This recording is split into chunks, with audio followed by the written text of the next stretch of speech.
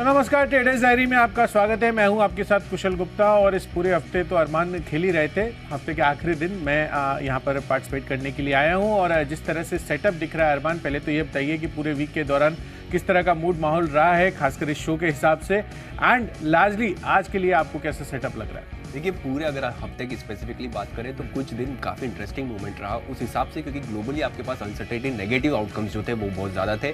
उसके बावजूद हमने खुलने के बाद हम उच्चतम स्तर पर जो है बंद होते हुए दिखे और ये हमारे मार्केट की लगातार जो है ट्रेंड बता रहा है कि हर एक डिप को बाय करने के लिए हमारे फंड्स आ जाते हैं। बिल्कुल, तो यही देखना है कि यहाँ पर अमेरिका के बाजारों को हम निगेट करते हुए आगे चलते हैं नहीं, पर जिस तरह से अमेरिकी सेटअप थे एक बारी उस पर चर्चा कर लेते हैं। कल आप देखिए डाउ जोन्स, वहाँ पर भारी गिरावट हमें देखने को मिल रही थी और ये इसकी वजह साफ तौर पर यह है कि जो बॉन्ड यील्ड्स है वहाँ पर वो बढ़कर आती हुई दिख रही है। इनफैक्ट अक्टूबर 2022 के बाद जो 10 साल की बॉन्ड यील्ड है वहाँ पर आपको एक तगड़ा उछाल देखने को मिला था, पर कहीं ना कहीं जो 10 साल की यूएस ट्रेजरी अक्टूबर 2022 के बाद अपने उच्चतम लेवल 4.28% पर पहुंचती हुई नजर आई है और डॉलर इंडेक्स भी आप देखिए 103 के पार कारोबार करता हुआ नजर आ रहा है। ब्याज दरें बढ़ने का जो खतरा है वो अभी भी मंडरा रहा है और इसी वजह से लगातार 3 दिन से आपको यहां पर अमेरिकी बाजारों में गिरावट आई हुई है। यूरोपियन मार्केट्स भी गिरते हुए कल के दिन में ही नजर आए थे। करीबन आधे से 1% के बीच की जो रेंज है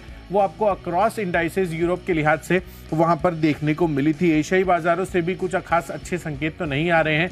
गिरावट का मूड माहौल वहां पर भी बना हुआ है, तो देखना है कि हमारे बाजार उस चीज पर कैसे रिएक्ट करते हैं।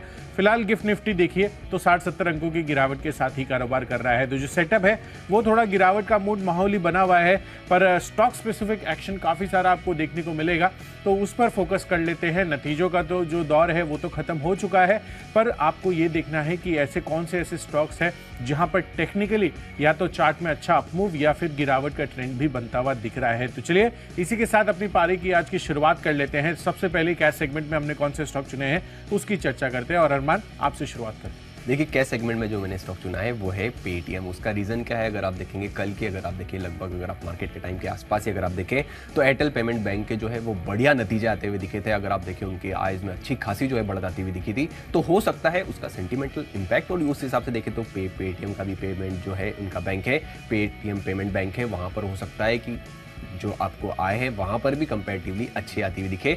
उसके चलते हो सकता है मोमेंटम आए, इसलिए पेटीएम में करेंगे खरीदारी। टारगेट रखेंगे 892 का, स्टॉप लॉस रखेंगे 856 का। बिल्कुल, तो चलिए पेटीएम, एयरटेल पेमेंट बैंक के अच्छे नतीजों के बाद यहाँ पर पेटीएम पर फोकस कर चलना है। वैसे भी स्टॉक अगर आप टेक्निकली भी देखेंगे तो धीरे धीरे अच्छा खासा अपमूव दिखाता हुआ नजर आ रहा है। चलिए मेरी तरफ से कैश सेगमेंट में स्टॉक है यथार्थ हॉस्पिटल का, जिसमें आपको खरीदारी करके चलनी है। नंबर्स इसके भी आते हुए दिखे थे और Q1 के नंबर्स काफी अच्छे दिखने को मिल रहे हैं। 155 करोड़ पर कंपनी का रेवेन्यू है, 40% की ग्रोथ रही है, साथ ही मार्जिन यहाँ पर काफी अच्छा प्रदर्शन रहा है। 23.5% पिछले साल थी, इस बारी 26.5% की मार्जिन पर कन्वर्जन है और मुनाफा भी 73% तक की जो बढ़त है वहां पर आती हुई दिखी है। इनफैक्ट QOQ में देख रहा था तो नंबर्स आपको ऑपरेशनली स्टेबल साइड पर ही देखने को मिले हैं। तो यथार्थ हॉस्पिटल इस वजह से आज हो सकता है कि फोकस में रहे, खरीदारी कर चलिए 321 रुपए के टारगेट के लिए, और आपको स्टॉप लॉस जो रखना होगा वो होगा 306 रुपए का। चलिए अब आगे बढ़ लेते हैं और यहाँ पर जो फ्यूचर्स की कैटेगरी है, यानी कि जो डेरिवेटिव स्पेस की पहली कैटेगरी है उस पर चर्चा करते हैं। यहाँ पर फ्यूचर्स में मैंने सबसे पहले चुना है जेके सीमेंट का काउंटर पर यहाँ पर करनी है बिकवाली। क्यों?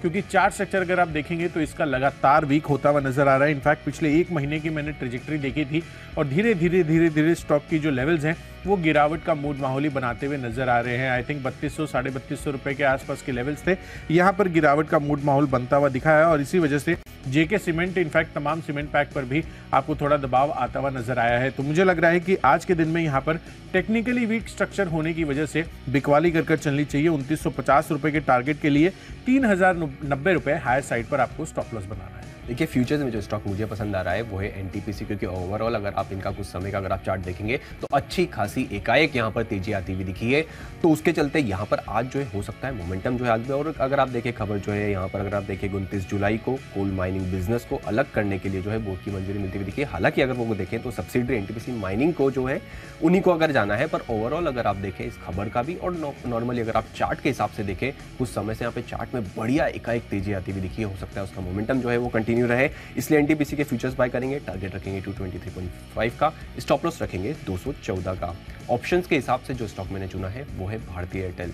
ये भी अगर आप देखें, एक तो एयरटेल पेमेंट बैंक की तो खबर मैंने आपको बताई ही सही ऑलरेडी, जिसके दम पे हमने पेटीएम लिया है, उसका तो फायदा यहाँ पर होता हुआ दिखेगा ही सही, पर ओवरऑल यहाँ पर भी अगर आप टेक्निकली अगर आप चार्ट देखेंगे तो चार्ट यहाँ पर भी आपको रोबस्ट दिख रहा है।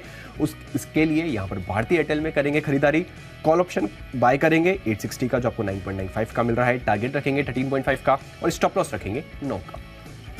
बिल्कुल, तो चलिए भारतीय एयरटेल यहाँ पर खरीदारी करने की राय आ रही है ऑप्शन के लिहाज से अरमान की तरफ से। चलिए मेरी तरफ से ऑप्शंस कैटेगरी में एक और बिकवाली का काउंटर है, वो है इंटरग्लोब एविएशन है। यहाँ पर बिकवाली करने की राय है। स्टॉक में बहुत बेहतरीन तेजी आपको पिछले कुछ महीनों से आती हुई दिखी है, पर अब कहीं ना कहीं ये कैंडिडेट बन रहा है ऊपरी स्तरों पर मुनाफा वसूली का, और इसी वजह से मैंने इस स्टॉक को अपनी सूची में शामिल किया है। इनफैक्ट पिछले 5 दिनों से आप देखिए 2600 के लेवल से घटता घटता अब ये 2460 के आसपास पहुंचता हुआ दिख रहा है। तो जाहिर सी बात है कि यहाँ पर थोड़ा दबाव आपको देखने को मिल सकता है। ETF की जो विंडफॉल टैक्स गेन है वहाँ पर भी आपको बढ़त देखने को मिली थी, हालांकि इन पर इस चीज़ का कोई खास इम्पैक्ट आपको ज़्यादा देखने को नहीं मिलेगा। पर अब कच्चा तेल देखिए $83 के पार अब जाता हुआ दिख रहा है, तो वो एक थोड़ा सा कॉज ऑफ कंसर्न इनके लिए बन सकता है। तो इंटरग्लोब एविएशन यहाँ पर बिकवाली करने की राय है।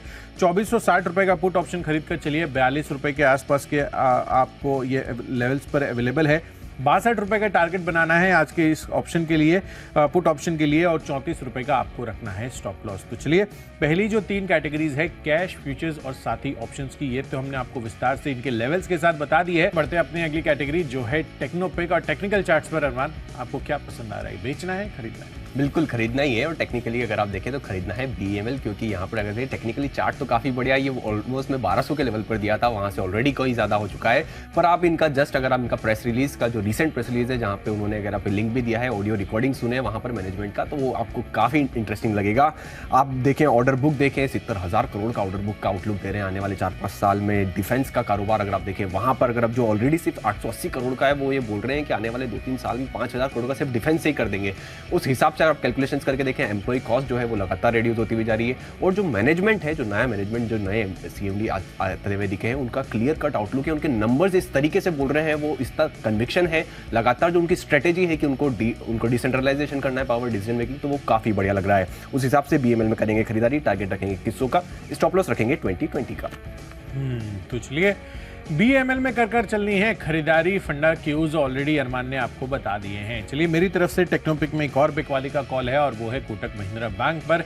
यहाँ पर बिकवाली करने की राय इसलिए भी बन रही है क्योंकि अगर आप ओवरऑल बैंकिंग स्पेस में देखें तो अब तक इस काउंटर ने कभी भी अच्छा परफॉर्मेंस नहीं दिया। यानी कि अगर आप देखेंगे तो 1750 के लेवल से 1950-2000 के आसपास ही लगातार ये जो है इसी रेंज में मूव करता हुआ नजर आया है। तो सिग्निफिकेंट यहाँ पर गेन्स आपको नहीं देखने को मिले हैं। एक रेजिस्टेंस कहीं ना कहीं ये स्टॉक लगातार फेस करते हुए नजर आ रहा है, और गिरावट आप देखिए पिछले 3 महीनों में जिस तरह से 1900 के लेवल्स पर ये काउंटर ट्रेड कर रहा था, वहां से धीरे धीरे फिसलते हुए अगेन ये 1750-1770 के लेवल्स पर आ चुका है। तो मुझे लग रहा है कि एक फर्दर गिरावट का मूड माहौल इस काउंटर में फिर से बनता हुआ नजर आ रहा है, और वैसे भी ग्लोबल सेटअप आप देखिए तो वीकनेस यहाँ पर देखने को मिल रही है। तो 1720 रुपए के टारगेट के लिए कोटक महिंद्रा बैंक में करिए बिकवाली।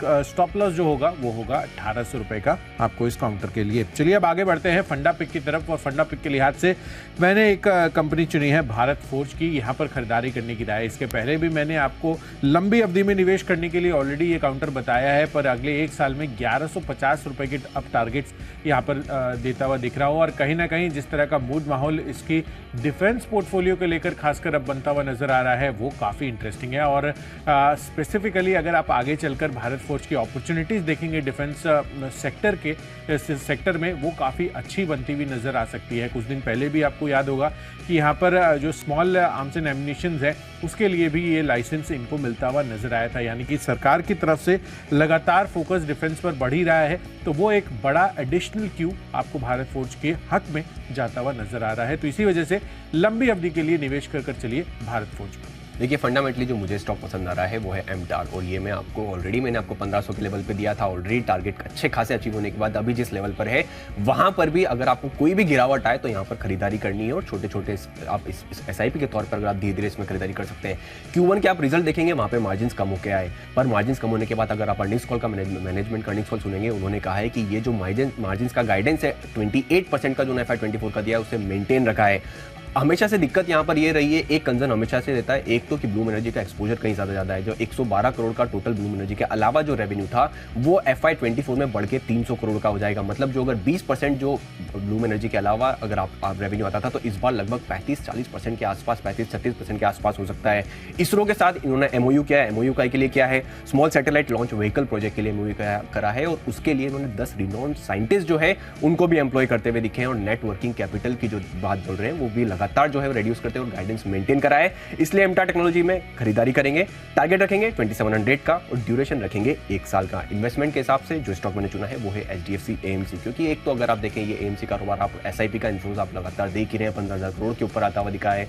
नए डीमेट्स अकाउंट, एक्टिव डीमेट अकाउंट्स लगातार बढ़ते हुए जा रहे हैं, और जिस हिसाब से इकोनॉमी ग्रो हो रही है, आपको इक्विटी म्यूचुअल फंड या फिर आप AUM देखेंगे जिस हिसाब से ग्रोथ हो रही है, उस हिसाब से HDFC AMC एक कंपैरेटिवली सेफ बेट बन जाता है। हर गिरावट में कुछ ऐसे स्टॉक है जहां पर आपको थोड़ी खरीदारी करनी है, इसलिए यहां पर HDFC AMC में खरीदारी करेंगे। ड्यूरेशन रखेंगे 1 साल का, टारगेट रखेंगे 3000 का। बिल्कुल। तो चलिए, निवेश के लिहाज से HDFC AMC अरमान को पसंद आ रहा है, यहाँ पर खरीदारी करके चलिए मेरी तरफ से इन्वेस्टमेंट पिक है फिनोलेक्स केबल्स पर, यहाँ पर खरीदारी करनी है। दरअसल ब्रोकेज हाउस जेफरीज यहाँ पर पॉजिटिव होता हुआ दिख रहा है, खरीदारी की राय इन्होंने बरकरार रखी है, और यहाँ पर टारगेट्स लेकिन सिग्निफिकेंटली बढ़ा दिए। 1025 रुपये के पहले टारगेट्स दे रहे थे, अब 1270 रुपये के टारगेट से दे रहे हैं। मान रहे हैं कि आगे चलकर कम्युनिकेशन सेगमेंट से इनको बड़ा फायदा हो, जिस तरह से यहाँ पर 5G रोल आउट आगे होता हुआ दिखेगा, और साथ ही हाउसिंग और भारत में जिस तरह का कैपेक्स बढ़ता हुआ नजर आ रहा है, उस चीज़ को देखते हुए भी यहाँ पर आगे चलकर इनको काफ़ी बुलिशनेस नजर आ रही है, और इसी वजह से इन्होंने जो FY24 से 26 के EPS है उसमें करीबन 7 से 8% की बढ़ोतरी भी की है। तो इस वजह से फिनोलेक्स केबल्स में खरीदारी करिए। अगले 1 साल में आपको लगभग 1230 रुपए के टारगेट्स ये काउंटर दिखाता हुआ नजर आ सकता है। चलिए अब आगे बढ़ते हैं। खबरों के लिहाज से हमने कौन से स्टॉक चुने हैं उस पर फोकस करते हैं, और इसमें मैंने स्टॉक चुना है जाइडस लाइफ साइंस का, जहां पर करनी है खरीदारी। दरअसल कंपनी को जो डॉक्सिपिन टैबलेट्स है उसके लिए US FDA से अंतिम मंजूरी मिल गई है, जिसका मार्केट अगर आप एनुअल सेल्स देखेंगे US में तो करीबन 360 करोड़ रुपए का है। And more importantly 29 September onwards यहाँ पर निफ्टी नेक्स्ट 50 में जाइडस लाइफ साइंस शामिल भी होता हुआ नजर आएगा। तो 2 अच्छी खबरें हैं जाइडस लाइफ साइंस के हक में। तो खरीदारी 665 रुपए के टारगेट के लिए 638 रुपए आपका बनेगा स्टॉप लॉस। देखिए खबरों के हिसाब से जो स्टॉक मैंने चुना है वो है सुला वाइनयार्ड, क्योंकि अगर आप देखें ये 12 से 14 अगस्त का जो है लॉन्ग वीकेंड यहाँ पर आता हुआ दिखा है, जिससे आप नासिक और Bengaluru wine cord visitor attendance जो है वहाँ पर होती हुई दिखी है, लगभग 2 करोड़ के यहाँ पर आती हुई दिखी है। इसलिए सुला वाइनयार्ड में करेंगे खरीदारी, टारगेट रखेंगे 505 का, स्टॉप लॉस रखेंगे 483.5 का। और ये अब हमारी सिर्फ माई चॉइस जो है वो हमारी आना बाकी है, उसमें देखते हैं शायद कुशल ने कुछ सेल लिया है नहीं लिया, वो हम सब देखेंगे। इसमें माई चॉइस कैटेगरी में पहले 2 कॉल सेल है और उसके बाद एक खरीदारी का कॉल है। पहला है कोफॉर्ज, यहाँ पर बिकवाली करनी है। जैसे कि हम देख रहे हैं कि यहाँ पर लगातार बॉन्ड यील्ड बढ़ती हुई नजर आ रही है, और साथ ही यहाँ पर आपको डॉलर इंडेक्स भी 103 के पार हो गया है। तो कहीं ना कहीं हो सकता है कि आपको IT स्पेस आज वीकनेस दिखाता हुआ नजर आया। 80 रुपए के टारगेट के लिए बिकवाली करनी है, 5070 का रखिए स्टॉप लॉस। दूसरा कॉल है ICICI बैंक पर, यहाँ पर भी पिछले 5 दिनों से गिरावट का ट्रेंड ही बना हुआ है, तो यहाँ पर बिकवाली करिए। लेवल्स बता देता हूँ, 935 रुपए के टारगेट के लिए 962 रुपए आपको रखना है स्टॉप लॉस। और आखिरी कॉल है JBM ऑटो पर, लंबी अवधि के लिए निवेश कर चल सकते हैं आप इस काउंटर पर। जिस तरह से PM ई-बस सेवा स्कीम का जो बड़ा अल्टीमेट बेनिफिशियरी हो सकता है, उसमें JBM ऑटो, इलेक्ट्रा ग्रीनटेक जैसे स्टॉक शामिल कर चल सकते हैं आप। पर मुझे लग रहा है कि यहाँ पर ये मैनेजमेंट काफ़ी ज़्यादा कॉन्फिडेंट साउंड हो रहा है। 1700 रुपये के टारगेट के लिए अगले 12 महीनों में JBM ऑटो आपको ये टारगेट्स दिखा सकता है। देखिए माई चॉइस में जो मैंने पहले है वो है टाइम टेक्नो प्लस, क्योंकि अगर आप देखिए पिरामिड टेक्नो प्लस का आज IPO खुल रहा है, उसके चलते हो सकता है आज यहाँ पे आपको मोमेंटम आता हुआ दिखे। टारगेट रखेंगे 140.5 का, स्टॉप लॉस रखेंगे 134.7 का। दूसरा स्टॉक है वेल्सपन इंडिया, क्योंकि वॉलमार्ट के जो है नतीजे अच्छे आते हुए दिखे हैं, इसलिए वहां पर करेंगे खरीदारी। टारगेट रखेंगे 119 का, स्टॉप लॉस रखेंगे 113.7 का। और आखिरी एंट्री में कैश स्पेस की बात कर रहा हूँ, क्योंकि यूएस के एंटरप्राइजेस के साथ इन्होंने डिजिटल ट्रांसफॉर्मेशन का जो है इनके साथ पार्टनर चुनते हुए दिखे हैं, इसलिए हो सकता है यहाँ पर आपको मोमेंटम आता हुआ दिखे, इसलिए टारगेट यहाँ पर करेंगे खरीदारी। टारगेट रखेंगे 5350 और स्टॉप लॉस रखेंगे 50-50 का।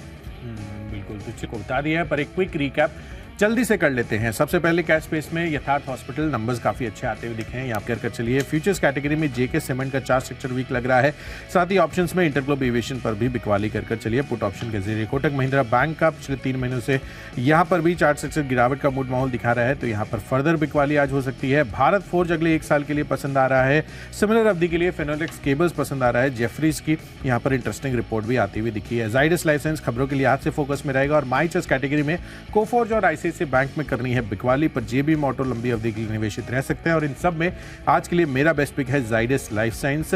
खबर तो आई है ऑफ कोर्स यहाँ पर जिस तरह से इनको यूएसएफडीए से एक दवा के लिए मंजूरी मिलती हुई दिखी है, but more importantly 29 September onwards ये निफ्टी नेक्स्ट 50 का भी हिस्सा होता हुआ दिखेगा। देखिए कर लेते हैं रिकैप। कैश में पेटीएम में करेंगे खरीदारी, फ्यूचर्स के हिसाब से एनटीपीसी में करेंगे खरीदारी, ऑप्शंस के हिसाब से भारतीय एयरटेल बढ़िया लग रहा है, टेक्निकली बीएमएल अच्छा लग रहा है, फंडामेंटल्स के हिसाब से एमटा टेक्नोलॉजी में करेंगे खरीदारी, और इन्वेस्टमेंट के हिसाब से एचडीएफसी एएमसी जो है जिस बिजनेस में वो काफी बढ़िया है, सूला वाइनयार्ड जहाँ पे अपडेट जो है काफी बढ़िया आता हुआ दिखा है, माई चॉइस में टाइम टेक्नोप्लास्ट और वेल्सपन इंडिया यहाँ पर करेंगे खरीदारी, और एलटीआई माइंट्री जो खबर आती हुई दिखी उसके चलते हो सकता है फायदा। और बेस्ट पिक जो मेरा इन सब में होगा वो है एमटार, क्योंकि जो बिजनेस है और जो आउटलुक है जो सस्टेन कर सकते हैं वो काफी बढ़िया है। बिल्कुल, तो चलिए सभी स्टॉक्स और उनके लेवल्स का हमने आपको एक क्विक रिकैप भी कर बता दिया है, पर आपको यहाँ पर किस तरह से मूड माहौल बनाना है, बाजार को लेकर कैसी रणनीति है, इस पर भी आपको देखना काफ़ी अहम हो जाएगा। फिलहाल अगर आप देखें तो गिफ्ट निफ्टी में 50-60 अंकों की गिरावट है, पर मूड माहौल आपको यहाँ पर ये देखना है कि यहाँ पर बाजारों को लेकर कैसी आपको रणनीति बनानी है, क्योंकि अमेरिकी बाजारों पर आपको दबाव देखने को मिला है। तो इन सभी संकेतों को विस्तार से समझने के लिए और आपकी आज की ट्रेडिंग रणनीति कैसी हो, सीधे चलते हैं शेयर बाजार लाइव में अनिल सर और दीप के पास। Good morning. Good morning Kushal, good morning Armaan. Kushal, आपने एक भी चीज़ अच्छी नहीं बताई। अच्छा, आज के सेशन के लिए सबसे बढ़िया चीज़ क्या है? Sir Friday. Very nice, okay, तो एकदम परफेक्ट। तो आज है फ्राइडे, अब जो भी है जैसा भी है फ्राइडे। तो आज हफ्ते का आखिरी ट्रेडिंग सेशन, दबाव है लेकिन उसके बाद के एक्शन पर